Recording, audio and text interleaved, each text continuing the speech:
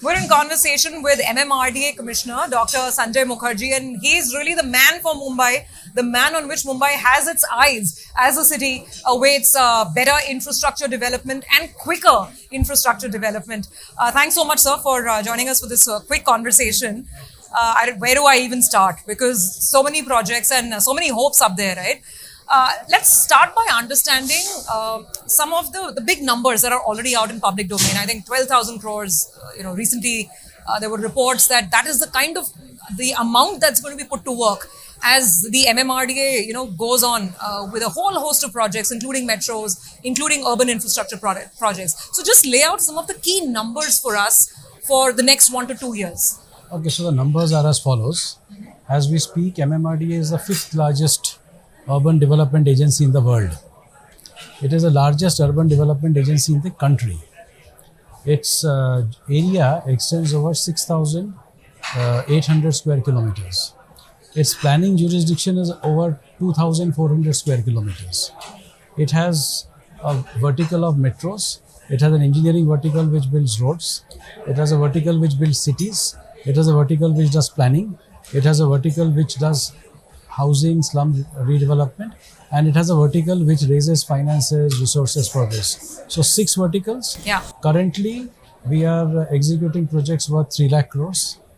And in the days to come, we have raised funding of $40 million as FDI.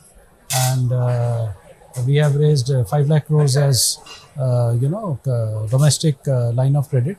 So something like 90 to 100 billion crore $1 billion has been sort of tied up. So all these projects will happen in the days to come. Yes. So MMRDA is currently executing projects worth 3 lakh crores. And what's the pipeline looking like for the next 3 years? Because that's what everybody gets excited about, especially the businesses that we cover, the companies that are involved, because everyone's looking out for bigger and better orders. So what's the bidding pipeline looking like for the next few years? Yeah, so the bidding pipeline is something which we as a government don't like to give it out because it unnecessarily inflates the market, and it unnecessarily creates a competition. We have a very simple system that whenever we do a project, we first announce that we are doing the project. We prepare a detailed project report and then we float out the bids. Sure. So that is the way we will do the bids. Sure. I gave you the extent of investment that we have tied up. That tells you, and as I told in my speech, that the target is to raise the GDP of Mumbai from Mumbai metropolitan region from 140 billion to 300 billion by 2030 and 1 trillion by 2047. So I think you can work the numbers backwards. Okay, fair enough. So let me talk about some of the key projects that citizens also want to know more about and as the work start. And I think or let's say the next major mega project would be the connection between the Bandra-Worli Sea Link and the Sivri side of the city and the Atal Setu link finally. That also involves an area around Elphinstone, highly populated and dense. And there have been reports about how the work needs to start there, redevelopment of existing structures, the breakage of the Elphinstone Bridge. Now, in the past, in this area, we've seen that because of maybe the complexities, it's taken a very long time, 5 years with the Delhi's bridge, etc. What can citizens and it's also the financial hub, one of the financial hubs through which this corridor will pass. So what can we expect this time? Well, we are going to start the work after Ganpati. We have solved the problem. In fact, earlier about 19 buildings were getting affected. Now we have, engineering technology keeps on evolving. And now we have used advanced engineering. So we have shifted the alignment of the bridge in a very, very slight way. And by that, only 2 buildings are getting affected. 80 households will be affected. Those 80 households, their rehabilitation is all tied up and done. So we hope that the police gives us permission after Ganpati and we intend to start the work. Once we get the permission to demolish the bridge, it will take 12 to 14 months to complete the work. 12 to 14 months to? Complete the work. That is just the bridge work? That is the bridge which will connect the coastal road to the Atal Setu. Just 12 to 14 months? To connect the bridge from coastal road to Atal Setu. To Atal Setu? That's a massive headline, and I really hope and I wish your teams all the very best that they can execute along those timelines. So there you just heard that a connection between Atal Setu and the Bandra Worli Sea Link, perhaps in under 2 years, in just 14 to 15 months, if all goes according to plan. So that's one a big project. The other, of course, is the expanding metro network in the city. Again, one key link that everyone's awaiting is from Worli, Acharya Atre Chowk, going all the way up to Kolaba. Where are we on the timelines over there? So that is being executed by a company called as Mumbai Metro Rail Corporation, and that is a joint venture between Government of India and Government of Maharashtra, and that should be completed this year. In fact, very soon. And along with that, we will be opening another 20 kilometers of metro corridor. So in this particular year, approximately 50 kilometers of metro lines will be commissioned. Okay, but there are some delays. It's sort of running behind schedule. But again, are you confident about the timelines now? Yeah, we are very confident about the timelines now. But I will tell you, see, just now somebody was asking, why did you not do this and why did you not do that? The key point to understand that when you are working in Mumbai, then you are working in a existing place. It is not even brownfield. You can't call it brownfield. This is a fully developed city. It has to be. Sure. There are so many side issues, and these are engineering challenges. Number one. Number two is that, see, we are a democracy. Sure. And absolutely. everybody has his voice. Yeah. And he has the right to go to the courts and go to the authority. So I think we should respect that. Yeah. And number three is that the world had faced a huge pandemic, the COVID pandemic. Absolutely. That took away 2 years. Yeah. So with all this, if you see, then the projects are actually on time. Okay. In fact, if we discount the project, the COVID pandemic, the Atal Setu is about 9 months before schedule. Absolutely. I mean, no taking away from that. So, in this year itself, the metro reaches all the way to Kolaba, that particular line? That is something that should happen. In 2025? Yes. And also, a total approximately 50 kilometers of metro line should be commissioned. Okay, all right. The other, aspect that I must focus on, because obviously it became a big news event as well, was the monorail. And thankfully, miraculously, with all the authorities coming together, there was no damage or loss to life or property. Everything was thankfully put together. But I know that there was an inquiry to figure out what the reasons were, and there were some reports indicating that some action was taken with respect to some personnel as well. But what are the learnings? Why did it happen? And where does it leave the future of the expansion of the monorail itself for the city, maybe in other parts? So the monorail is not used much, and the monorail makes a loss every year. On that particular fateful day, when the railway line stopped, the monorail was working and the metro lines were working. And I would like to say that the metro and the mono, if they were having the appropriate number of passengers that they would have to, that they can carry, then it would have had that. In the case of the metro, the number of passengers was same as what it has a carrying capacity. Okay. So the metro has not stopped even for a minute. Metro didn't, absolutely. The mono stopped because there was a severe overload. Because of the overload. The harbour line failed. Because the harbour line failed, people came. And the mono is not designed for this kind of traffic. But how does one mitigate this, sir? Because it's very tough to maneuver or control the flow of crowds, specifically in such circumstances. So we will introduce better access control, because see, we never expected that this kind of crowd will come, and we will introduce better access control. We have now made an expert committee. That expert committee has 2 people from MMRDA, 2 independent experts, and one of them is from the IIT. So this expert committee will give us the suggestions, but essentially access control will have to be very properly put.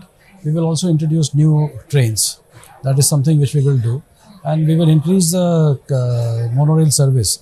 In fact, maybe by January next year, the line 2B, which can be opened up to Cadbury Junction this year, might be opened by up to Chembur. Okay. And once that happens, then this monorail becomes very key to connect it to line 3.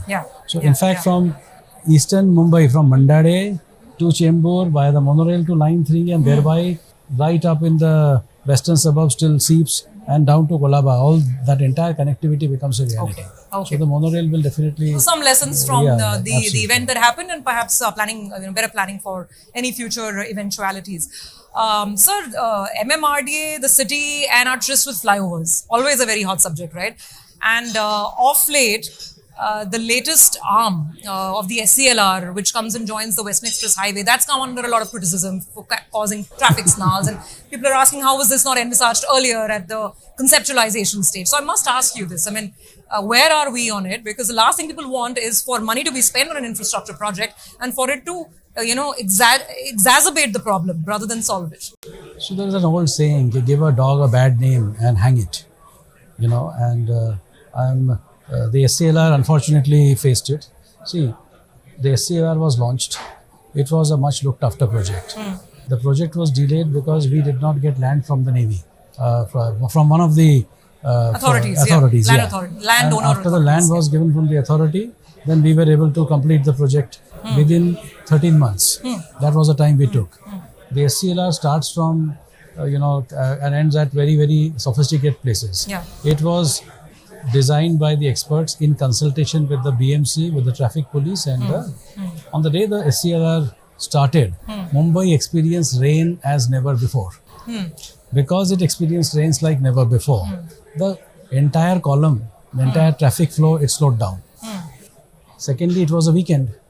And since it was a weekend, the people going out of the city, that traffic went up. That was the second People reason. have been talking about near missed flights Yeah. or actual missed flights because Yes. it's the lead up to the airport. So it's very simple. You have to see on Google Maps and you leave at the right time. But I'll come again. Yeah. Then what happens? There is an underpass which is being constructed by the BMC. Yeah. Because of the monsoon, that underpass obstructed the traffic at the distal end, where we get down at the near Panwai school, at the distal end. Because of that, there was a pile up of traffic in the SCLR. Now, once the police is busy in the Ganpati and all these celebrations, once that is done, I can assure you, we will manage the traffic, and this problem of the SCLR, which already is not happening now. Yeah. As we speak, SCLR So it's not a design flaw. It's not a design flaw. It Okay. has been very well designed. It is beyond the SCLR. Something which is outside the SCLR. There is a design issue there. Yeah. That design issue will be rectified and we will have a traffic solution. Okay. All right. So those are some of course, the key aspects. Coming to final thoughts, since you oversee a lot of these projects, and also there is, of course, the way the development is happening around the new airport, say over the next 1 to 2 years, which are the projects that Mumbaikars can look most forward to, and which are the new project launches that you feel could substantially improve sort of ease of living in the city over the next couple of years? So we will be completing the metro projects which are in the next 2 years, 2 to 2.5 years. We will be completing the metro projects which are being constructed at this phase. I think that is going to be the biggest thing. Secondly, we will also be completing the road projects that are being constructed at this particular point of time. We will be,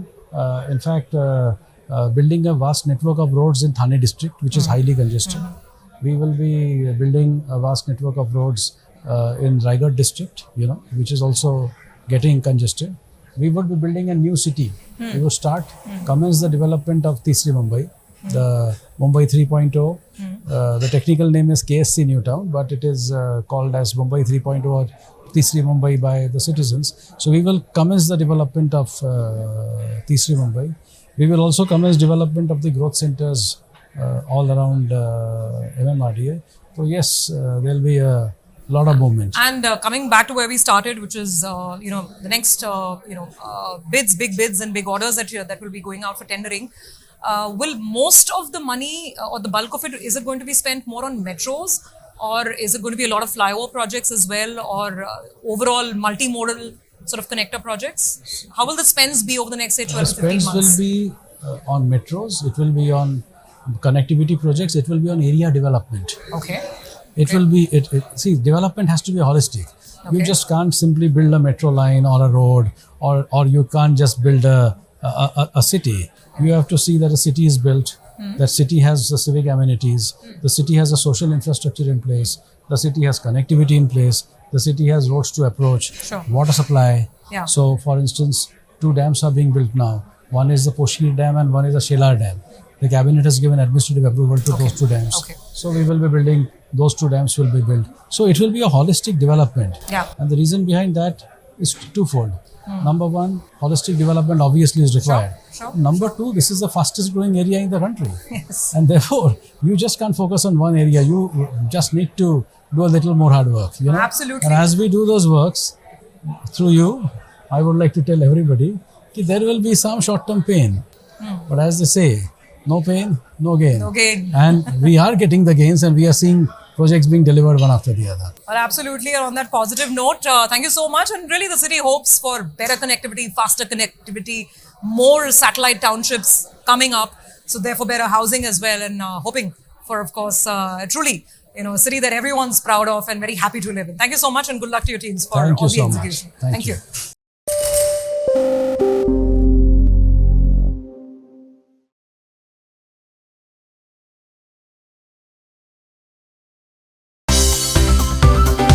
Well, thanks so much for tuning in to CNBC TV18. Make sure you follow us and stay updated on all our social media platforms.